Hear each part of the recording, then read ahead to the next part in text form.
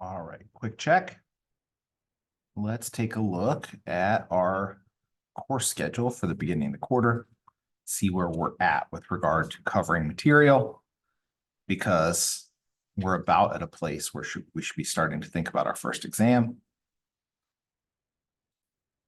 Oh my God, come on. There's nobody on the network at Friday afternoon.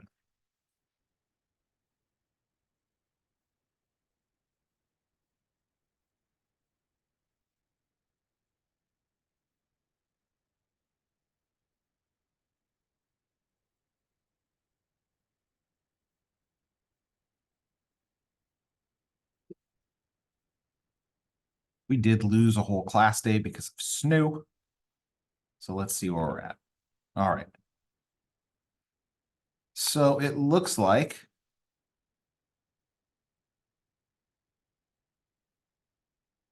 on the 30th, we are supposed to have an exam over chapters 11 through 14. That seems a little soon since we are really only supposed to have finished chapter 14 by today.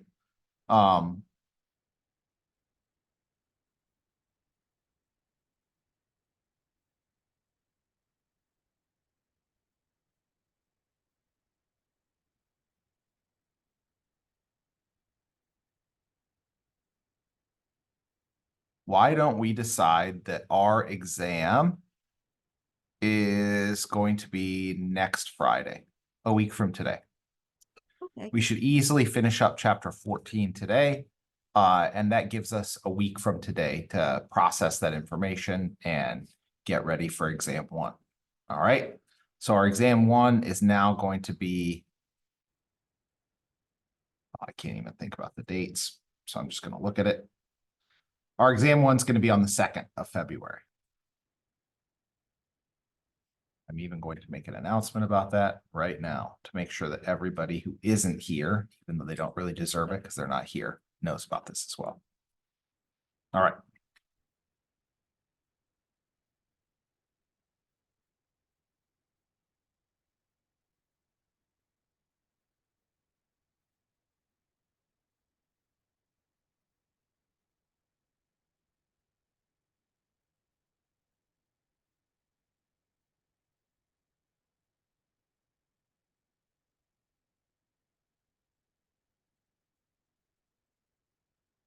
So will we be having lab on Tuesday then?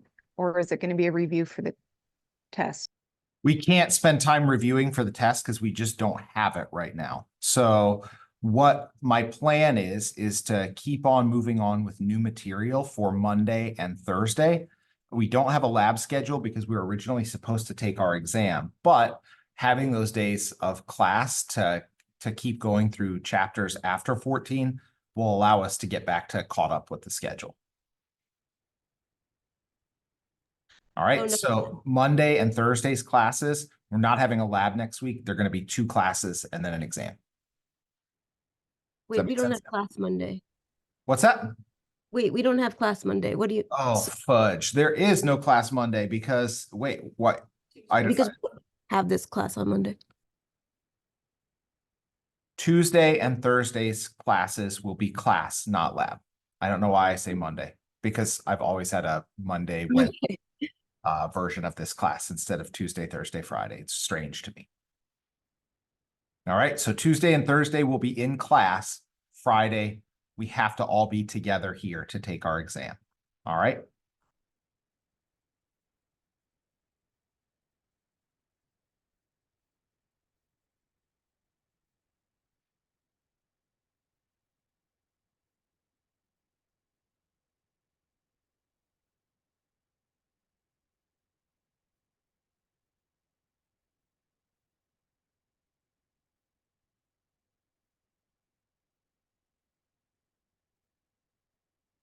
We have one last reaction to look at in chapter 14.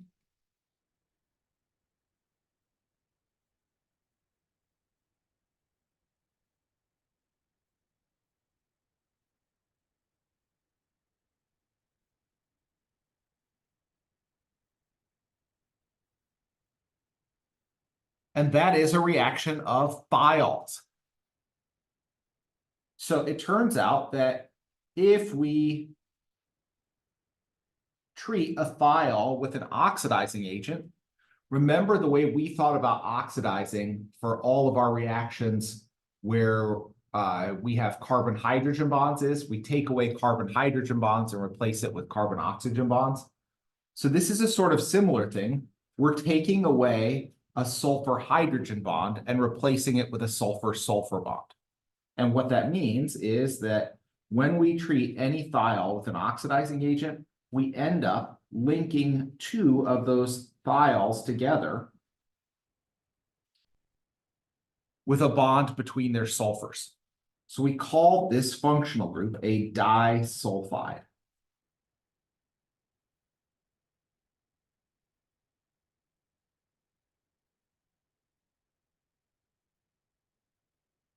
You can use any one of a number of different oxidizing agents to do this. All right. The most common one for people that do this to perm their hair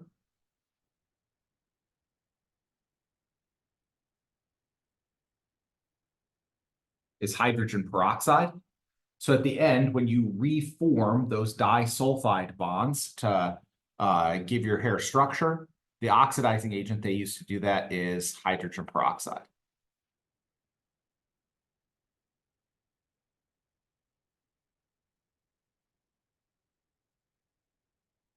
In the lab, you can use any one of a number of different oxidizing agents. That's it. That's all of our chemistry from chapter 14. All right. So remember, we learned about a few different reagents that can be used to do reactions in the chapter. So as a review, if we have an alcohol, there are several different reactions that we can do with an alcohol, depending on whether it's primary or secondary or tertiary.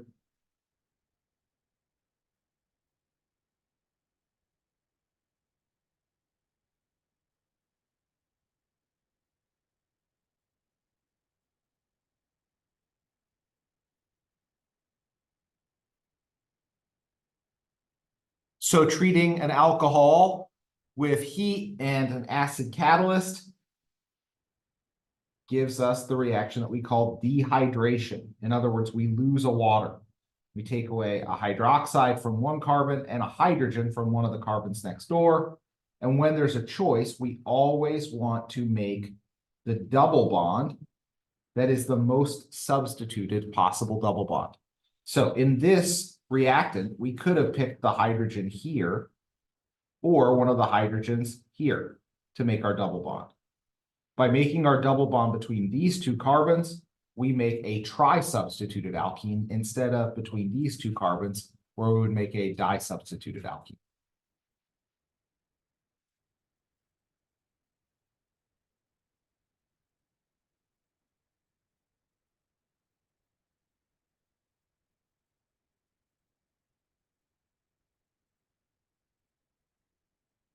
Now I want you guys to remind me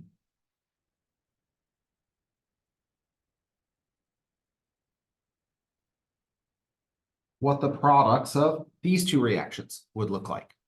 If I treat that primary alcohol with Jones reagent, what would it turn into? If I treat that primary alcohol with PCC, what would it turn into? And then I want you to think about the exact same thing if we were talking about a secondary alcohol instead. What would the product be if we treat it with Jones reagent?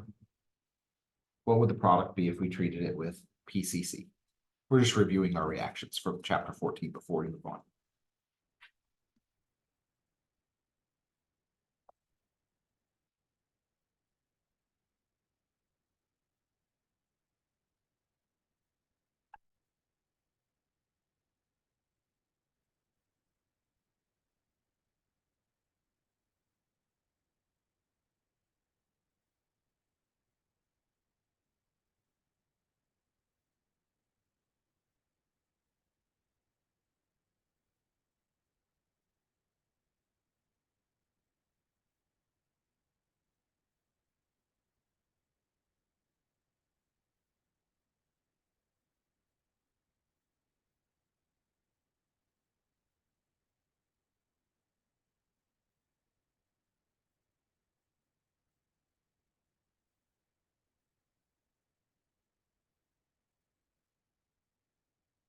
So remember, anytime we treat a primary alcohol with the Jones reagent, the place where that primary alcohol is, that alcohol functional group turns into what? A carboxylic acid. PCC is a really special oxidizing agent because, unlike Jones reagent, it can stop oxidizing that alcohol halfway Turns into an aldehyde. into an aldehyde. Exactly. Now, Jones reagent and PCC don't have any difference at all in their products when we're talking about secondary alcohols. Each of them turns a secondary alcohol into a ketone. And then finally, tertiary alcohols, we know that they do not oxidize. We can't oxidize a tertiary alcohol because in order to oxidize an alcohol, we have to be able to break a bond between that carbon and a hydrogen that it's attached to. So the carbon where the alcohol is has to have at least one hydrogen in order for us to oxidize it. And tertiary alcohols don't have.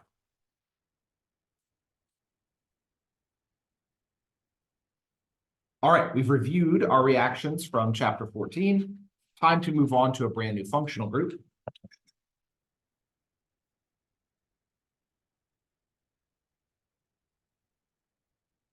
Or rather, two functional groups.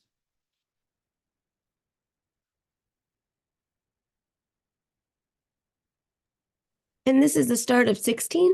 It is. Okay. We're skipping 15 completely. 15 is all about stereochemistry. So being able to tell between multiple compounds that their only difference is how parts of them are oriented in space. It's pretty subtle, and for non-majors, it's not really worth it. We've done as much stereochemistry as I want you guys to be able to recognize, which is cis and trans versions of alkenes. All right? Yeah, great. You know enough stereochemistry for now. Agreed. I'm glad you agree. Thank you. All right, so yes, we are in chapter 16. As a reminder, structures of aldehydes include a carbonyl group. So basically all of the functional groups, or most of the functional groups that we have left to talk about, have a carbonyl group as part of them. Carbonyl group is a carbon double bonded to oxygen. All right. An aldehyde has a carbon sticking out one side of that carbonyl group and a hydrogen sticking out the other side. So this is still good bond line drawing because even though we normally don't draw in hydrogens with bonds to carbon, that hydrogen is part of the aldehyde functional group. So it's not bad to draw that in just to be specific that it's part of the aldehyde functional group. And then ketones have carbon-based groups sticking out both sides of the carbonyl group.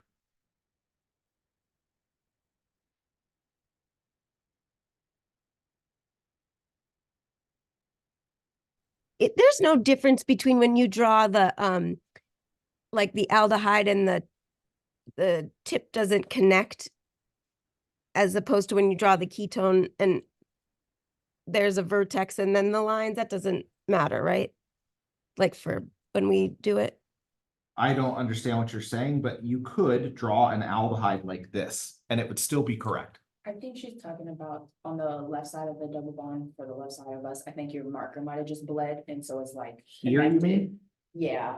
Yes, thank you. Yes, that is what I like. Does that matter that No, you don't?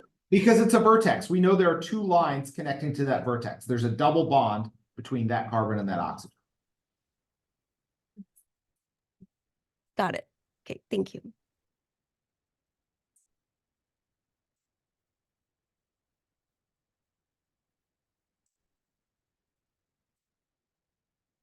Thank you.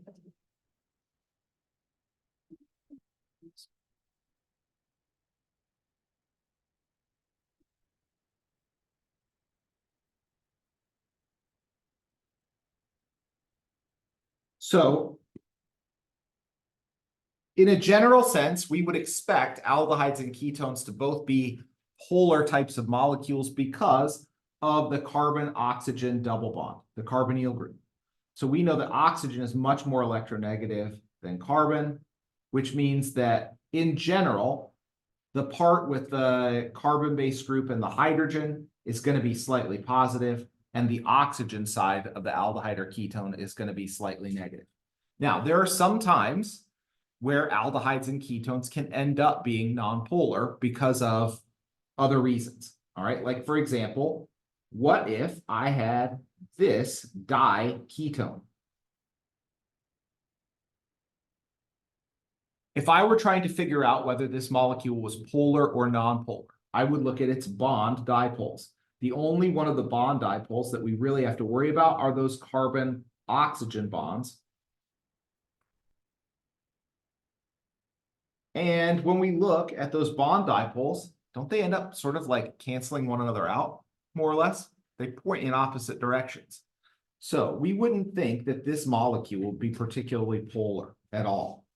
But generally speaking, if we just have an aldehyde or a ketone functional group and nothing else, if there aren't multiples of them, if there's no reason why bond dipoles cancel out in that molecule, we would expect aldehydes and ketones to be polar compounds. All right, not as polar as alcohols, but still polar.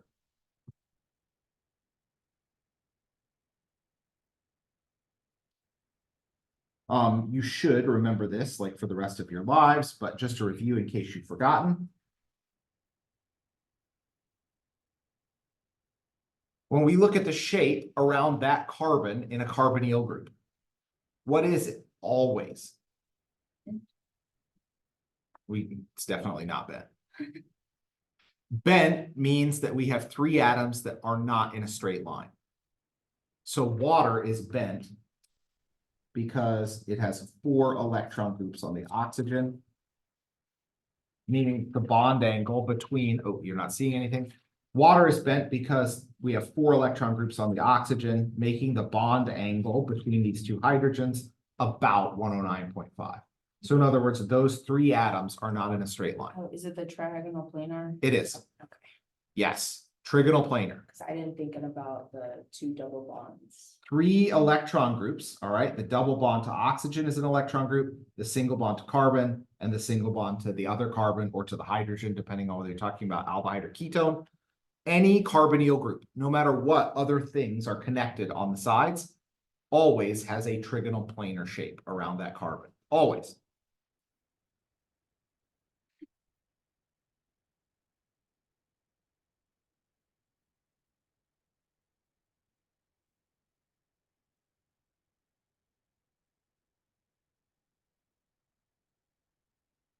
So something that I introduced to you guys, or that I introduced to my 121 students, is this idea of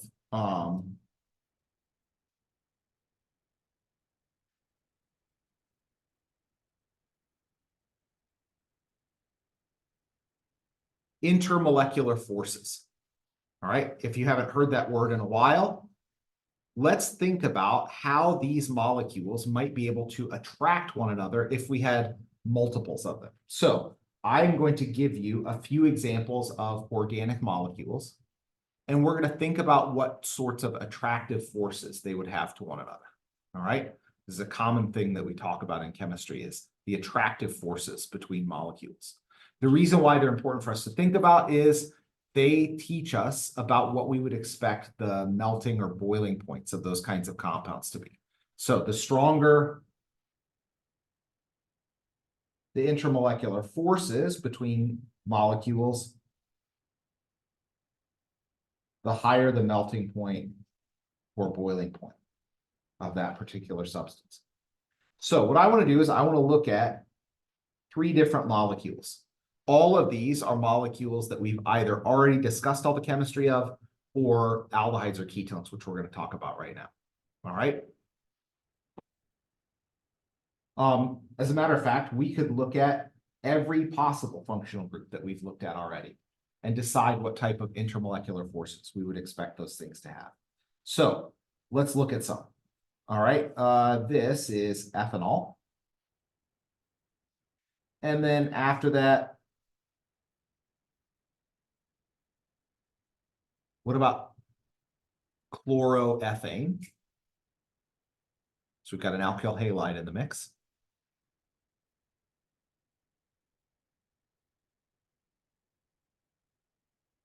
Ethene, so we have an alkene in the mix. Ethyne, so now we have an alkyne in the mix. What other functional groups am I forgetting that we haven't talked about or that we've already talked about to some extent? What did you say? Rings. Rings are still alkanes. Oh. All right, so we've got, oh, we don't have an alkane in there. All right, now we have an alkane, ethane. Although these three are all going to be really fast to talk about. We can talk about them all. So I have a thiol.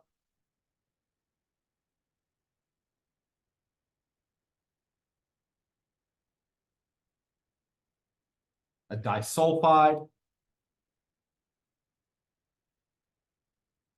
And to some extent, we've already talked about carboxylic acids. All right, we've seen that we can make those by oxidizing an alcohol. We've talked about aldehydes. We can make those by partially oxidizing a primary alcohol. And we've talked about ketones. We could make those by oxidizing a secondary alcohol. So what I want you to think about is what type of attractive forces you would expect there to be between molecules of ethanol. And as a reminder, we have three options for what type of attractive forces we would expect between molecules. They can either have what's called hydrogen bonding, or they can have dipole attractions, or they can have dispersion forces. Now, those are listed from strongest to weakest.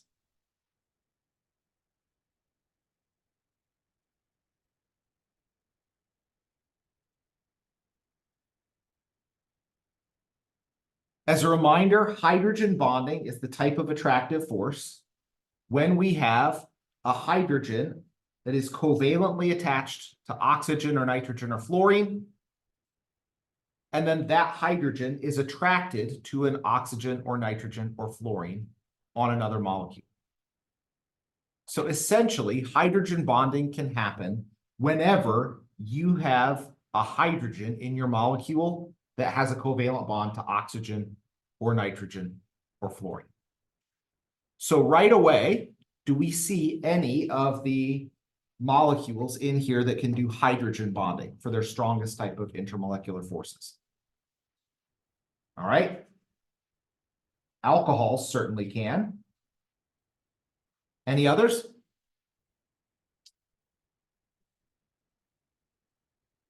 Can keep aldehydes. The aldehyde, is there a bond between a covalent bond between hydrogen and oxygen anywhere in the aldehyde? There's your aldehyde right there. That hydrogen's bound to carbon. It's not bound to oxygen. So hydrogen bonding can only happen in molecules where there's a covalent bond between hydrogen and either oxygen or nitrogen or fluorine.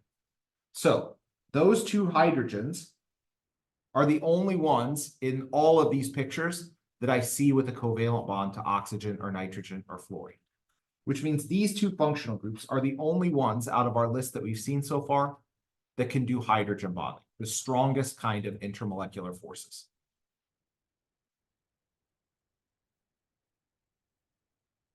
Because those things attract one another very, very strongly, that means that alcohol functional groups or carboxylic acid functional groups tend to make molecules have really high melting and boiling points compared to other types of organic molecules. All right. So what about dipole attractions? Those are reserved for polar molecules that can't do hydrogen bonding.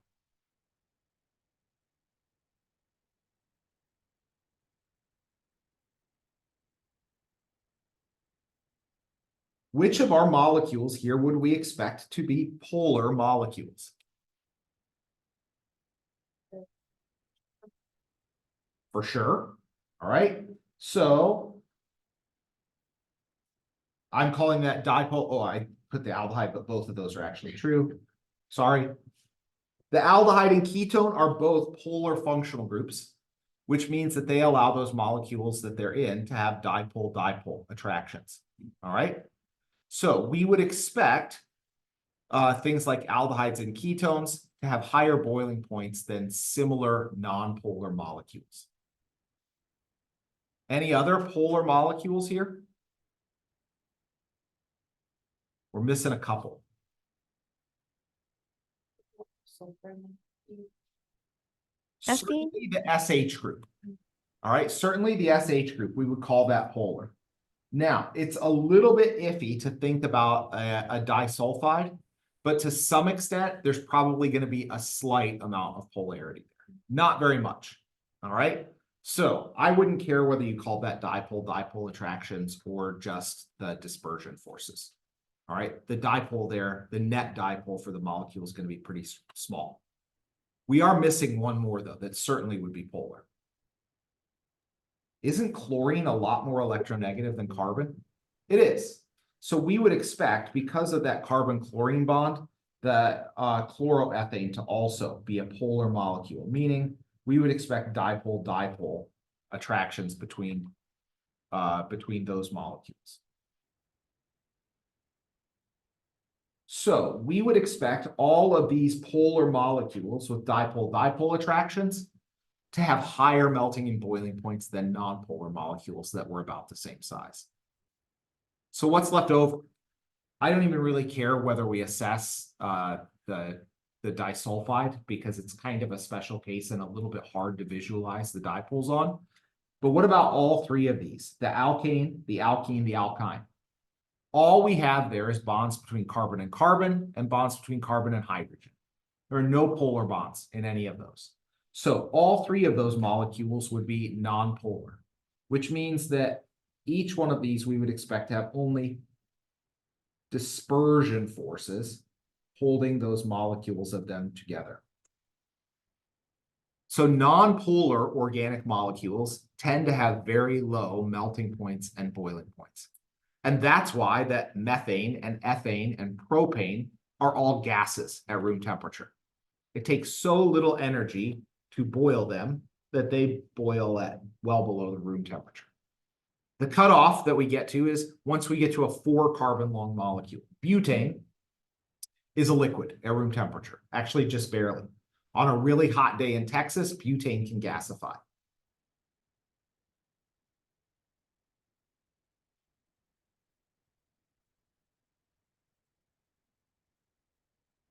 So now that we've done our quick review of intermolecular forces, as we go through the rest of our functional groups, I will also ask you, like, is this polar or nonpolar? Once you answer that, if molecules of that kind of functional group were to attract one another, what kind of intermolecular forces would you expect?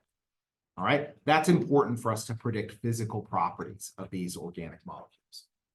Okay, so we're up to speed on intermolecular forces. We've talked about the shape around that carbon in aldehydes and ketones. Let's talk about how to name aldehydes and ketones. For some reason, this class seems to really like nomenclature. It's cool when you learn it because you get a lot better at it a lot faster than most other things in organic chemistry. It also gets to be drudgery when you're trying to name things that have like 6 different functional groups in them altogether. But we're not getting that far into nomenclature. We're in the fun part of it. All right, it's like nomenclature honeymoon in this class. We haven't done any of the work yet, the hard work. All right, so if we're talking about an aldehyde,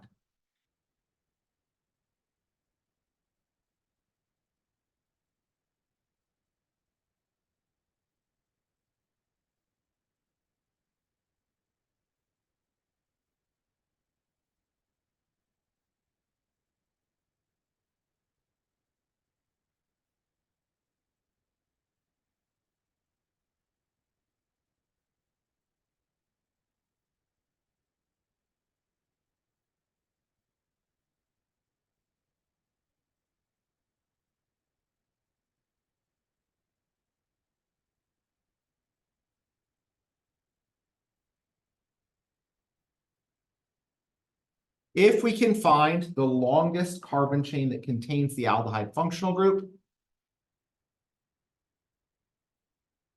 the aldehyde will be carbon 1 of that parent chain. So, for example, if we had this molecule,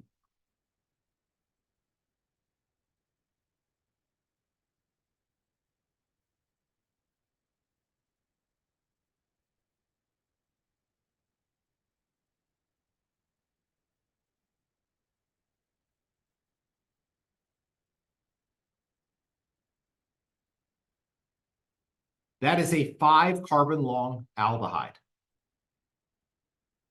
Even though it's 5 carbons long, we do not have to use a locant when we locate an aldehyde functional group. Why not? Aldehydes can only be at the start of a carbon chain. There's never another carbon connected on the other side of an aldehyde. So because of that, we never need to use a locant when we describe the aldehyde functional group. All right? We would just call this molecule, all right, if it's a 5 carbon alkane, what would we call it? Pentane? Pentane, if it was an alkane, right? So in this case, we would use the suffix -al, so it becomes pentanal.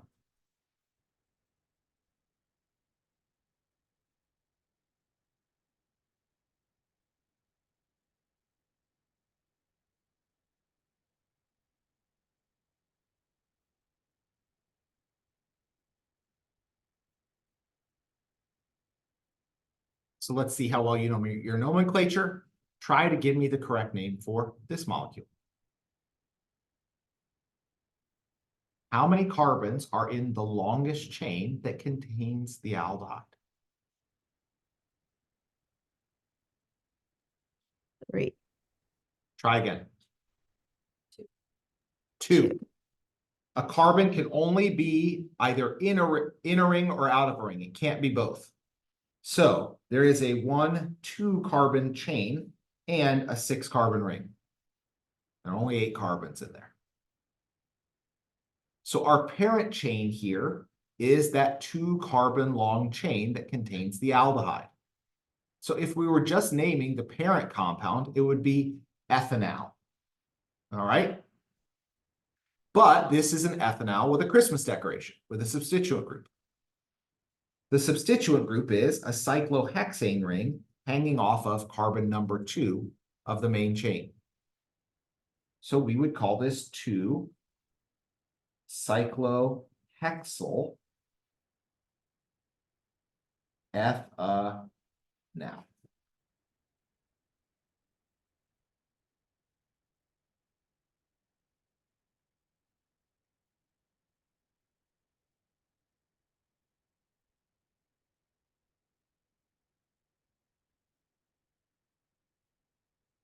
Give you guys one more practice.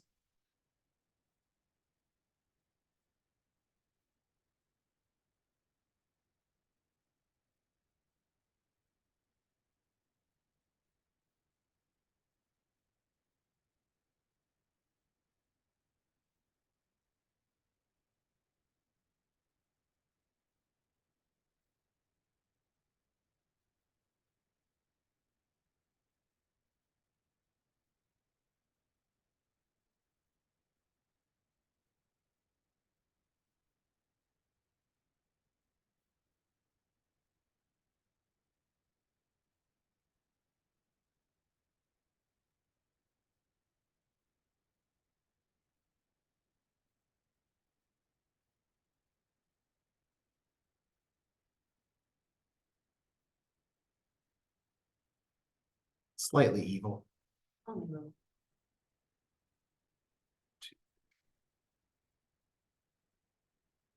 don't like that. Probably too evil. So longest and pretend that that last carbon isn't there. All right, that makes it easier.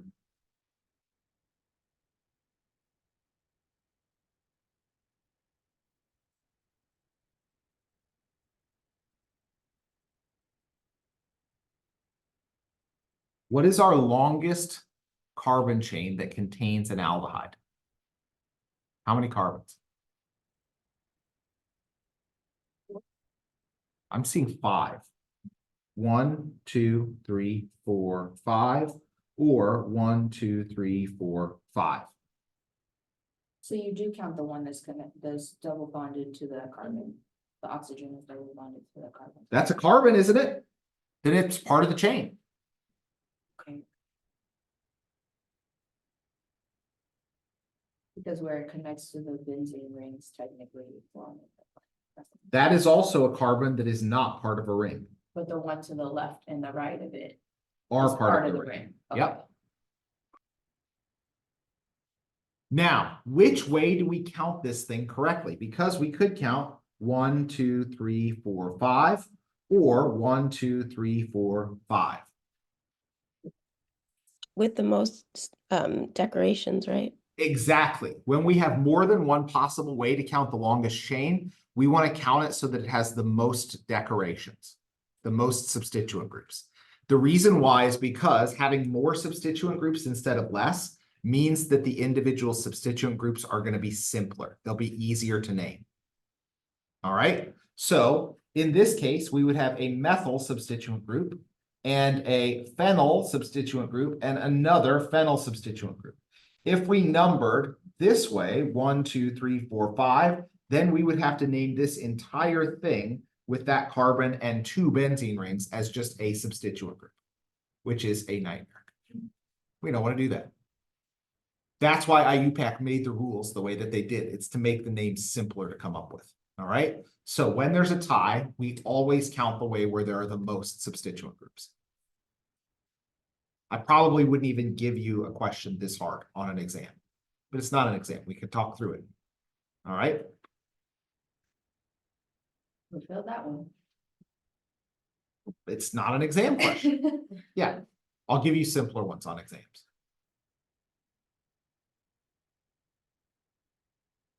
So let's look at our main chain. 1, 2, 3, 4, 5. This is another pentanal. All right. This is a pentanal that happens to have a methyl group at carbon 4 and 2 phenyl groups at carbon 5. Remember that phenyl is what we call benzene when it's a substituent group. Methyl comes before phenyl in the alphabet. So we would have 4 methyl, 5 diphenyl pentanal.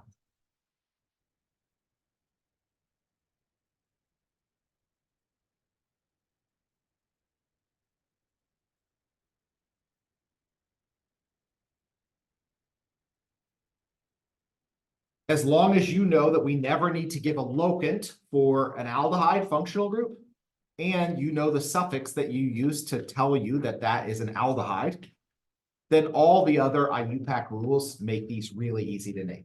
All right, we've built up enough knowledge about naming compounds that it's pretty easy to learn how to name a new functional group because we use all the same rules. It's just like, how do we handle that one new function?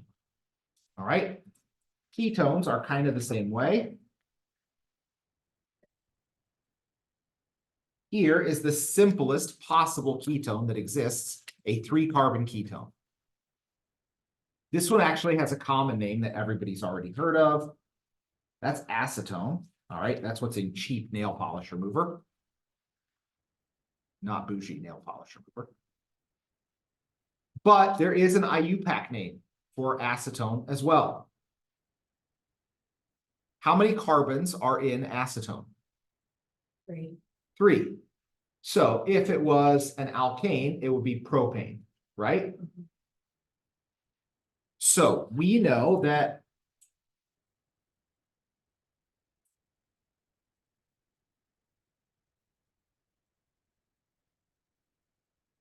we have to give a locant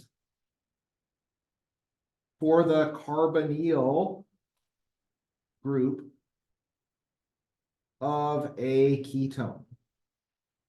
The reason why is because, not really in the case of acetone, but think about a ketone that was even 5 carbons long.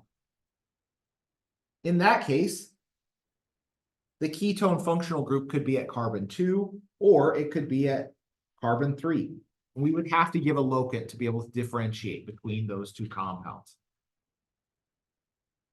So here is how we give a locant for a ketone. All right.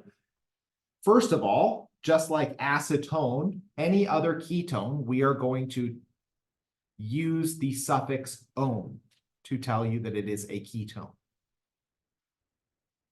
So if the parent chain would just be propane for acetone, then as a ketone, it would be propanone.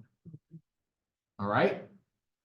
Now, you'll get debate about this from people who name, but it's not wrong to ever use a locant for the carbonyl group, even though there's really only one place it could be, in a 3-carbon or even a 4-carbon long ketone. All right. So if you wanted to call this just propanone, that's fine. But you could also call it 2-propanone. That 2 is the locant for the carbonyl group.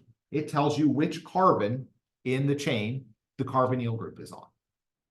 So by the same logic, a 4-carbon ketone, note that in that case, there is no such thing as having the ketone on the 2nd or the 3rd carbon. It's always the 2nd, right? And it can't be on carbon 1 because then it would be an aldehyde, not a ketone. So we could call this just butanone, or we could call it 2-butanone. There's nothing wrong with using that locant for the carbonyl group.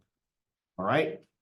After 4 carbons, though, we have to use that locant, or else it's an ambiguous name.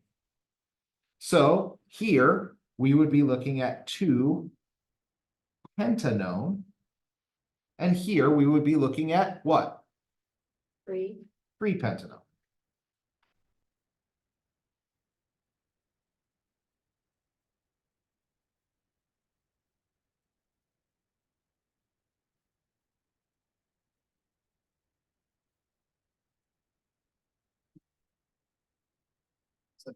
No, you're fine. I was rushing just because I get really excited. You don't have to take a picture, just write everything down. It's fine. Don't feel like you're holding up the class. If you're not done writing yet, there are probably lots of other people that aren't done writing. So the suffix is Go ahead. ANONE, or it's just ONE? Well, it depends on, so it's probably better to think of the suffix as ANONE, because if we turned an alkane into an alkene, pentane would turn into pentene. Yeah. So turning an alkane into a ketone, we turn pentane into pentanone. All right? Yeah. So however Okay. you want to think about what that suffix means to you, that's how we turn an alkane into a ketone with the end part of the name. Gotcha. Thank you.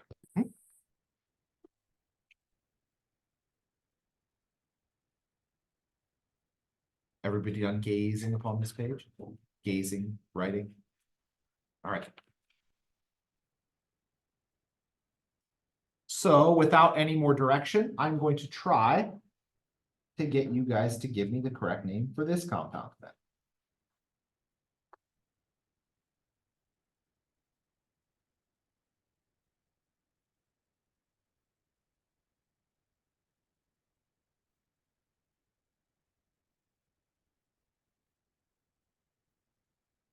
What? A ketone can be part of a ring? Oh yeah, absolutely.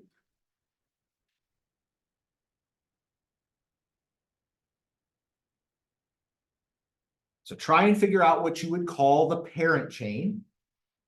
And then after that, add the Christmas decorations.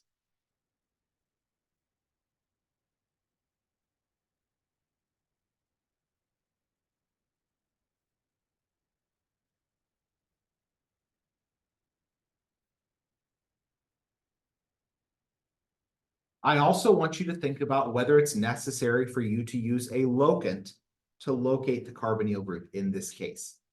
So make a case for why you did or did not use a locant to locate the carbonyl group when you name this.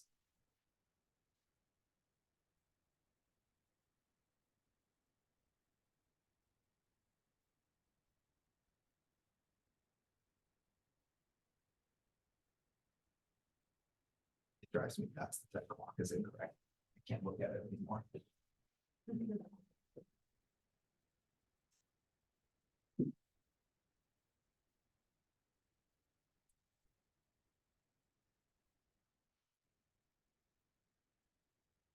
That is how OCD I am.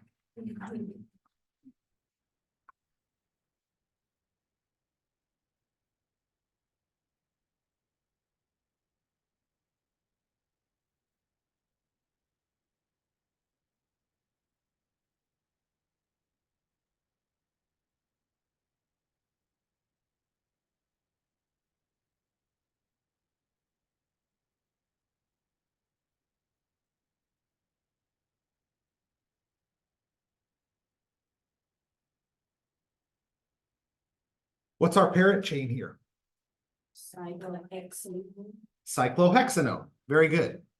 Plain cyclohexanone is a pretty common solvent for some chemical reactions in organic chemistry. As a solvent or just making it as a product of a chemical reaction, to me, that I have like a very special sensitivity to that smell. Cyclohexanone to me smells like burning tires, and it's like gross. So I get gaggy around that smell. Other people smell it and they're like, what are you talking about? So anyway, I discovered that when I took majors level organic chemistry in undergrad. I hate that smell.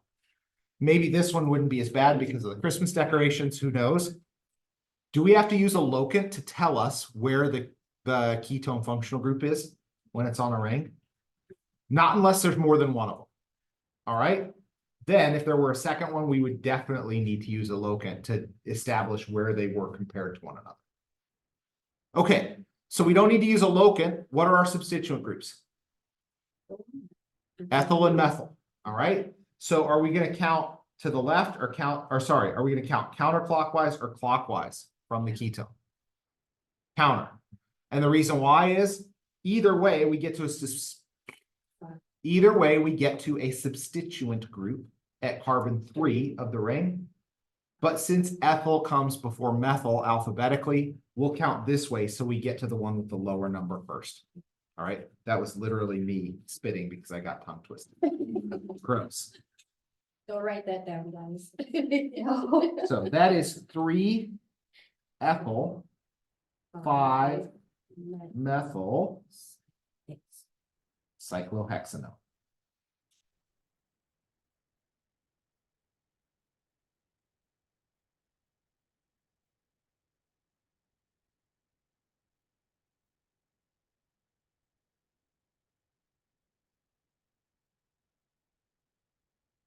What if we had 2 ketone functional groups in a molecule? I have a question that I just can't stop thinking about it. Okay, okay. Is since you're using the ANONE or NONE as the end, is there ever gonna be one that has 9?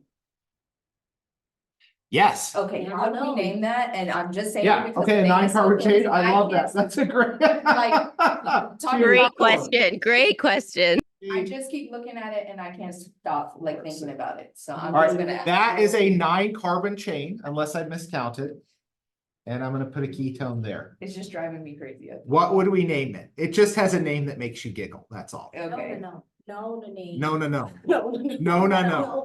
So this would Okay, I be feel better 3. now. No. Thanks. I'm done. I was just compulsing in my brain. That's Can't awesome. Stop. So what would we call this diketone? Or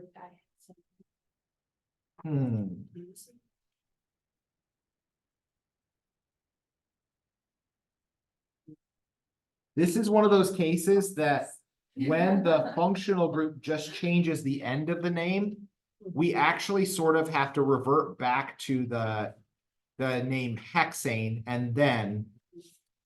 So we would call this 2,4. Oh, it would be the hexane Hexane dione. Yes.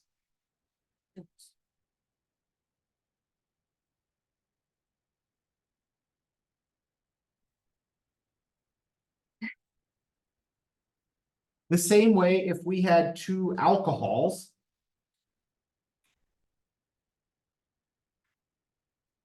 we would have to call it something like, so this is a butane with two alcohols hanging off of it. We would have to call this 2,4 butane diol.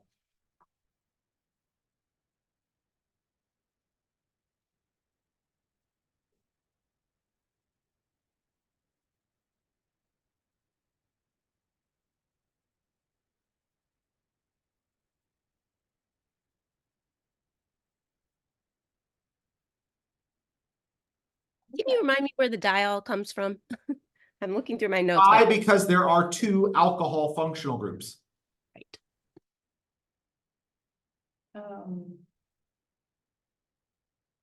Why are you writing HO and then OH? It's the same thing, right? It's because. Because it's flipped? Right. So regardless of which way I write it, you know what that hydrogen's bonded to, right? Yes, What's it bound to? an oxygen? Are you Okay. talking about? Right. Yeah. Okay, So you know that hydrogen is bound to oxygen and then the oxygen is bound to the carbon. okay. So does it matter which way I write it? I just wanted to make sure It doesn't. It doesn't Okay. matter. it was the same thing, because I've seen it. Normally, if yesterday it's and I was sticking like, out the left-hand side of a molecule, I'll write it like this.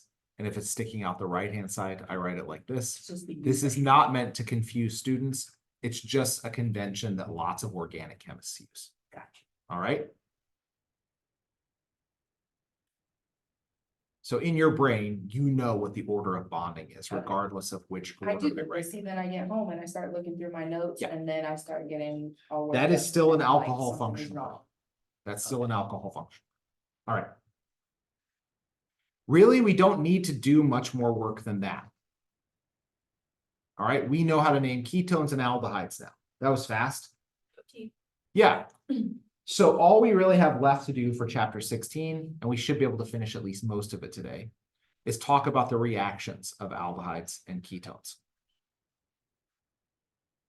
There are a few, and the reason why is because in this chapter, they decided to also talk about the reactions of a couple of things that we can turn aldehydes and ketones into. Mm. Because there's not really much of a place to talk about them any other way. All right. So if you turn ahead to the last page of your chapter, this may not be the same edition of the book you have, but you'll have the same page in there someplace. All right. For the reactions of aldehydes and ketones,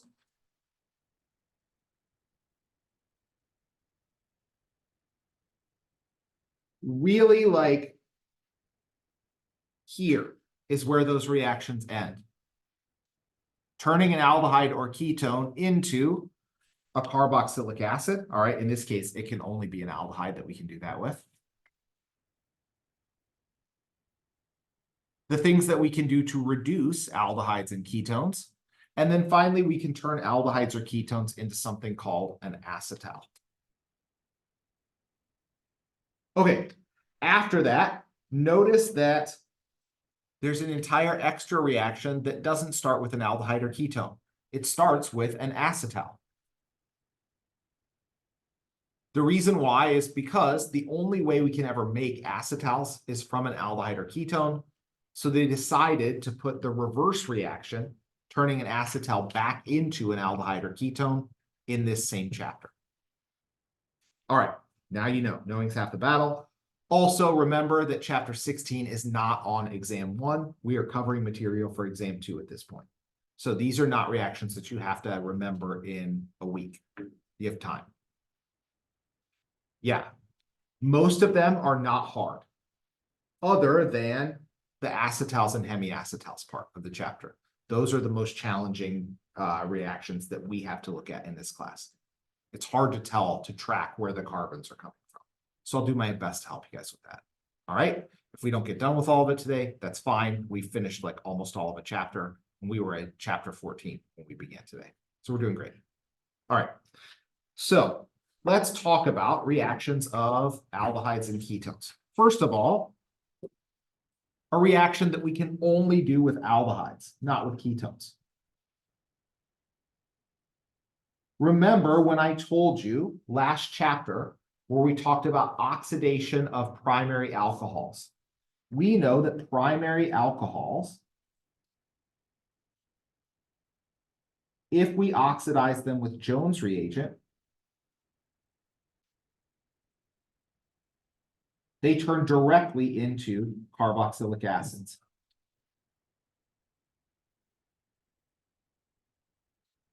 The thing that we didn't focus on too much, but is completely true, is that during that process, the primary alcohol gets turned into an aldehyde first.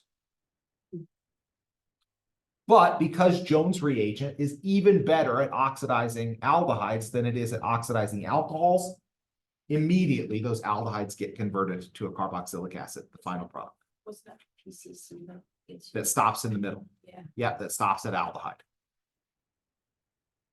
So if we want to oxidize an aldehyde to a carboxylic acid, which is the reaction we're talking about now, we can do that using that same Jones reagent that we used to oxidize primary alcohols. All right, your book calls that reagent K2CR2O7. That is one of the ways to talk about what the Jones reagent is.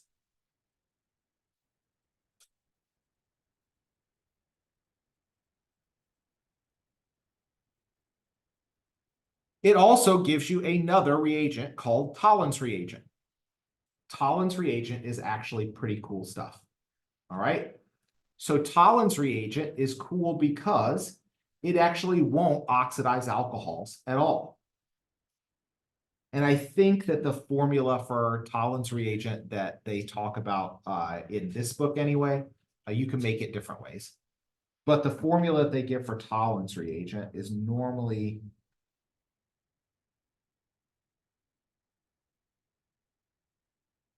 silver oxide.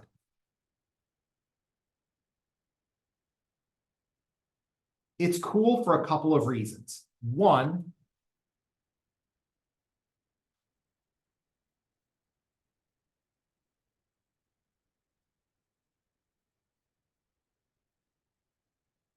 it only oxidizes aldehydes, not alcohols. So I'm going to start to teach you something that real organic chemists have to think about a lot. We call this selectivity of chemical reactions. When you select something, what does that mean you're doing? You're picking it out. All right. So selectivity in a chemical reaction is even if there's more than one functional group in your molecule, you're picking which one you want to do the reaction on and trying to leave the other ones alone. All right. Let me give you an example. Let's say that we were to have an aldehyde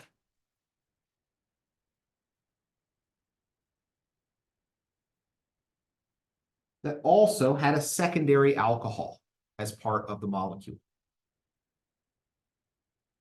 Now, what if we were to take that molecule and treat it with Jones reagent?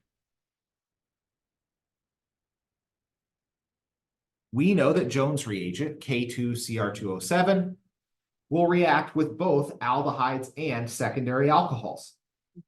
So we would expect this aldehyde to be turned into a carboxylic acid. We would expect this secondary alcohol to be turned into a ketone. All right, so let's draw that product.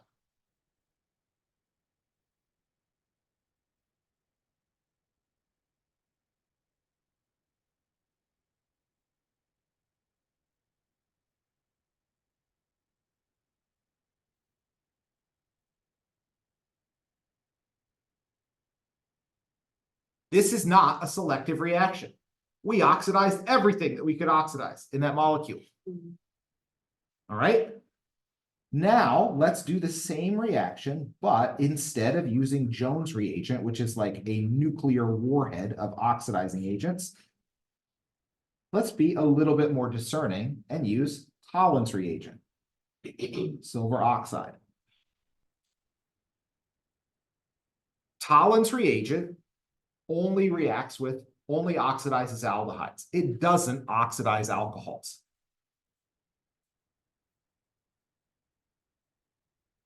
Which means in this case, we can leave that secondary alcohol alone and only oxidize the aldehyde.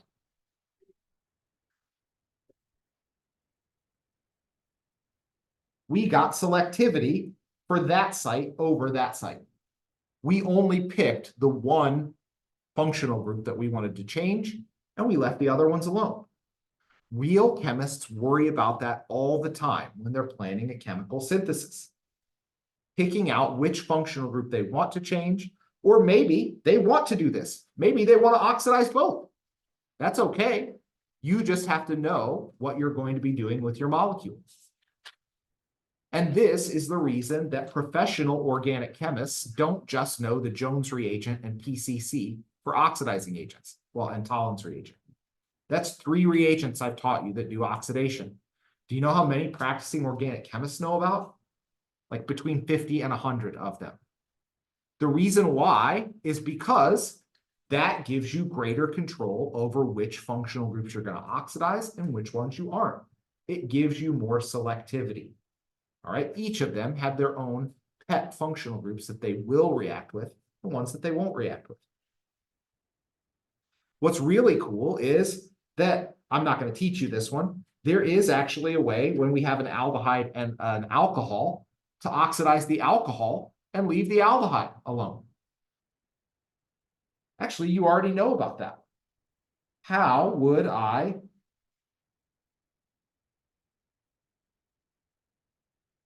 turn that secondary alcohol into a ketone and not do anything with the aldehyde?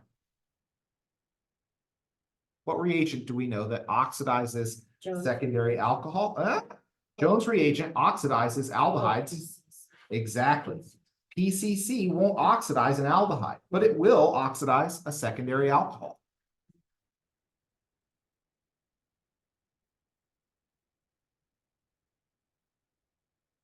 So you see, now we get to pick, depending on which oxidizing agent we use, which one of those 2 functional groups we want to oxidize.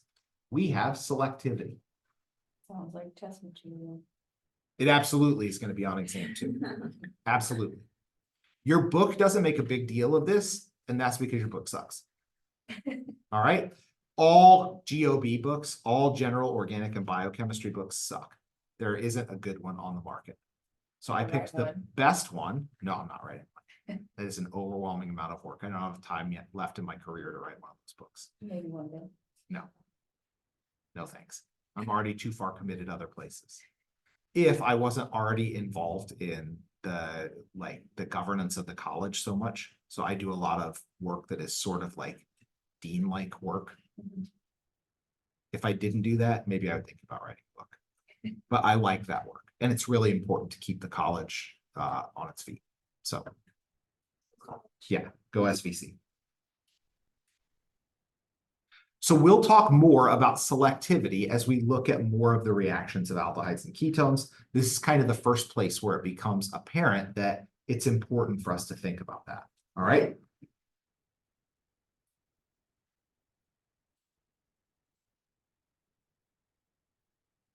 What's the opposite of oxidation? Reduction. Yeah, you're right. It is. The opposite of oxidation is reduction.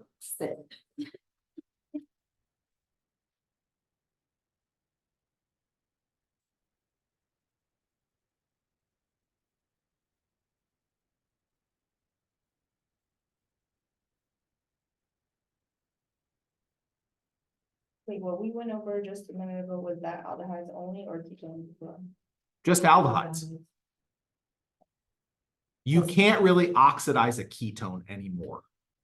Because once you put that second bond between carbon and oxygen, there are no more hydrogens on that carbon. So we cannot oxidize a ketone any further, at least not with the reagents that I'm talking to you guys about. There are special cases. You don't have to know those. If oxidizing an alcohol to turn it into an aldehyde or into a carboxylic acid, or into a ketone, all of those processes involved what?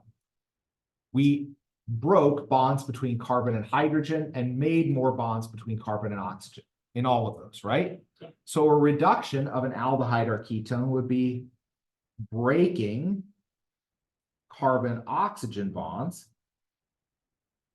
and making more carbon-hydrogen bonds. It's the opposite of oxidation of alcohols. That also means that we should expect alcohols to be the products of these kinds of reductions.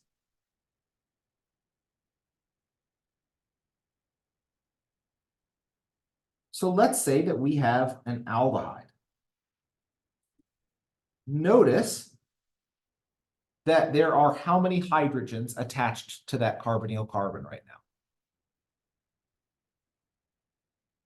How many hydrogens are there on that carbon? There's one, the one that I've already shown, right?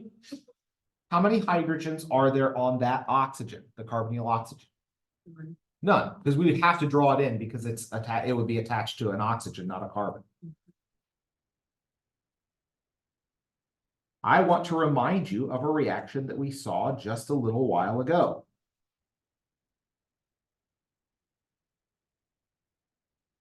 This is a reaction of an alkene. I'm just drawing the hydrogens in so we can keep track of them. All right, that's a carbon-carbon double bond. Do you guys remember how we did hydrogenation of a carbon-carbon double bond? That's a reduction, by the way, because we're breaking bonds between carbon and carbon, and we're making bonds between carbon and hydrogen. Anybody remember how we did hydrogenation? You don't? It's going to be on exam 1. You better know it pretty soon. Hydrogenation was basically breaking the double bond. Yeah, what reagents do we use to do it?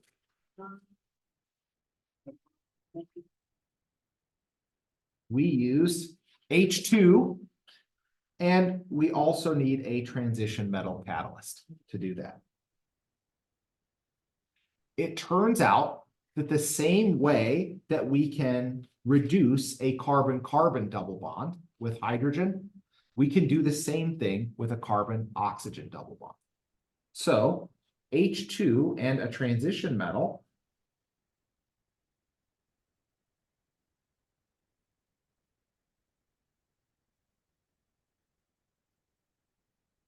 I totally left out a carbon. No, I didn't. I'm okay.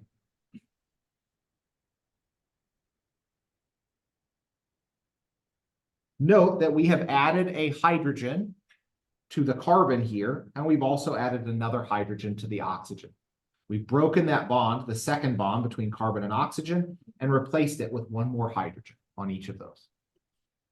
As a matter of fact, the mechanism for that reaction, the how it works, is identical to the reduction of the carbon-carbon double bond. It turns out that hydrogen and a transition metal are a lot better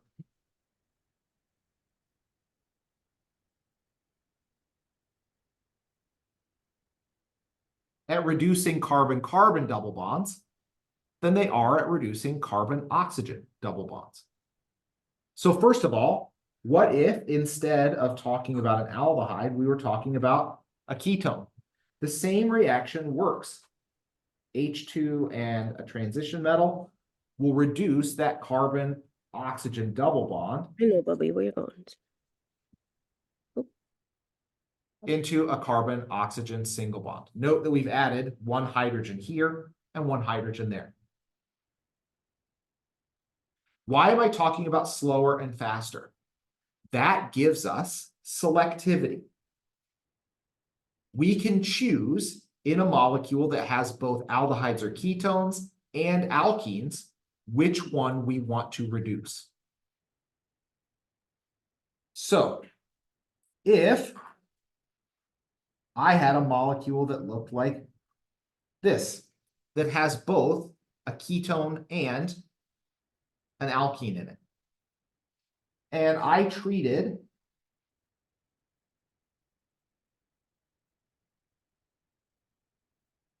with not very much hydrogen, so that's 1 atmosphere. In other words, normal atmospheric pressure of hydrogen and a transition metal, I could very easily stop this reaction when only the carbon-carbon double bond had been reduced. If I pushed the reaction a lot harder. So instead of atmospheric pressure of hydrogen, we pressurized our container with 100 times the hydrogen. All right, we're pushing the reaction harder.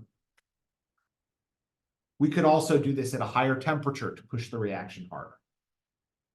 In that case, we could reduce both of those functional groups using hydrogen and a transition metal. But we have selectivity here.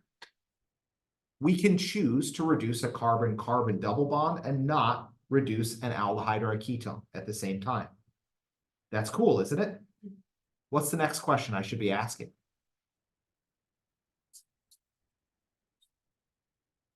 To me, my brain is thinking, is there a way to do the opposite thing? Is there a way for us to reduce an aldehyde or ketone and to leave a carbon-carbon double bond alone? Well, it's not in your textbook, but I'm going to teach you a way. All right. One of the most common reducing agents for aldehydes and ketones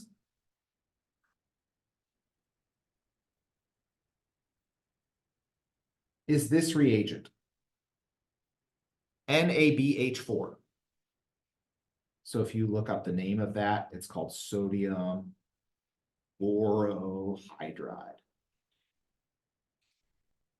NaBH4.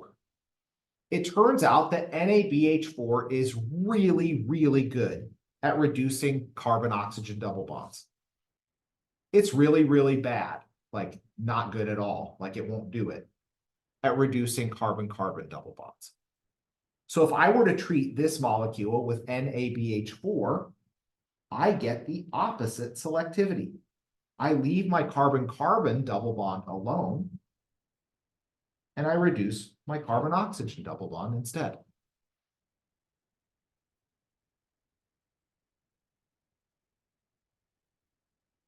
So instead of the 1 reagent that the book taught you, I've taught you 2 for reducing aldehydes and ketones.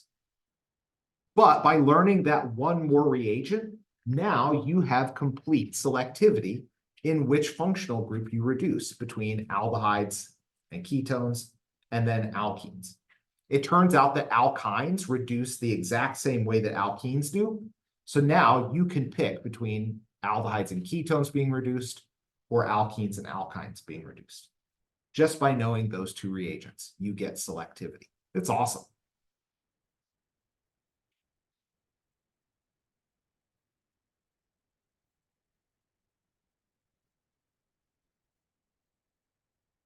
You know what else is kind of cool? Maybe like not cool to you, but cool to me. All right. Hey, none of those cool, but It you is, got it is kind of cool. All right. So 100 atmospheres of hydrogen, that's a really high pressure. When we do these kinds of reactions, where we do reduction at a really high pressure of hydrogen, there has to be like a special container to do it in because of the really high pressure. Do you know what they call the container? A bomb. Like that's the nickname for it. You do the reaction in the bomb. All right. The bomb is like 2-inch thick steel walls that you do the reaction inside of. The bomb is normally in some room of your chemistry lab that is dedicated to just the bomb. So if that room happens to have the bomb explode, the only thing that's destroyed is the bomb. All right. That seems a little dangerous, doesn't it? Well, if you were in it, then maybe you too. Yeah, exactly. It is a little bit dangerous. So do you know how people get around that? Get around using the bomb? They don't do this very often. You can, all right? But what most people will do if they want to reduce both a ketone or aldehyde and a carbon-carbon double bond is they'll use H2 and palladium to reduce the carbon-carbon double bond, because that's really easy. And then after that, they'll treat this with sodium borohydride. If you use both of them, you never have to use that 100 atmospheres of hydrogen. You don't have to get dangerous. Some people like it too. There are some reactions that the only way to get the reduction done is to use the bomb. Every big university chemistry lab has a bomb for catalytic hydrogenation someplace. I guarantee you UW has one. I guarantee you that Western Washington has one also. All right, it's normally like a closet behind somebody's lab someplace. Most of the time, if you're using it, like the entire chemistry department has one in a closet someplace, and everybody uses that one when they do this kind of reaction.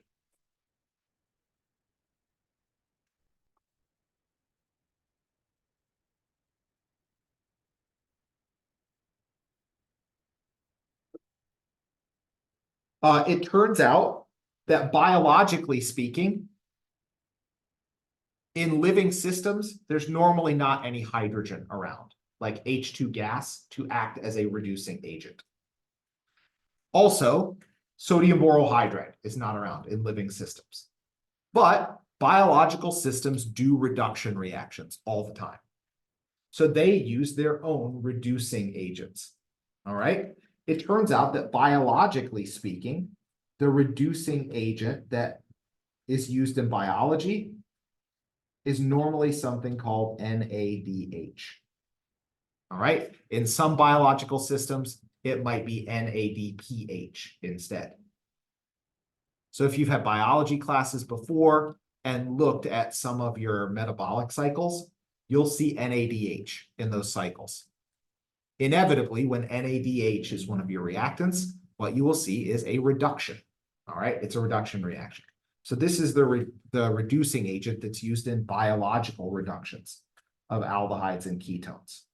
This would not happen in a test tube. It would happen using some kind of an enzyme, biologically speaking. It turns out that sometimes for humans, it's easier to use NADH and an enzyme to do a reduction like this than it is to use even NABH4. So we sometimes use enzymes and NADH as a way to do reductions of carbonyl groups in lab too.